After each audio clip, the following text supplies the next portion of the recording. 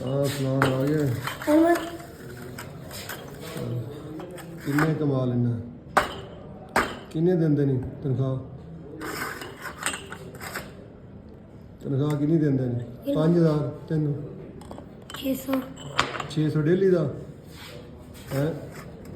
ਤੈਨੂੰ ਕਿਹਾ ਸੀ ਯਾਰ ਪੜ੍ਹ ਲੈਂਦਾ, ਲੈਣਾ ਹੀ ਦਾਖਲਾ, ਸਕੂਲ ਹੀ ਦਾਖਲਾ ਲੈਣਾ ਹੈ। 600 ਰੁਪਈਆ ਡੇਲੀ ਵੀ ਮਿਲੇਗੀ, ਰੋਟੀ ਪਾਣੀ ਰਿਹਾਇਸ਼। ਪੜ੍ਹ ਲੈ। ਕਿੰਨੀਆਂ ਪੜ੍ਹਿਆ ਪਹਿਲੇ? 5 ਤੇ ਦੂਜਾ ਭਾਈ ਸੁਭਾਨ ਉਹ ਨਹੀਂ ਪੜ੍ਹਿਆ? ਪੜ੍ਹ ਲੈਂਦਾ ਯਾਰ। ਤੇ ਗੁਜਰਾਂਵਾਲੇ 'ਚ ਉਹ ਸ਼ਹਿਰ ਵਿੱਚ ਕਰ ਰਿਹਾ, ਗੁਜਰਾਂਵਾਲੇ 'ਚ ਹੈ।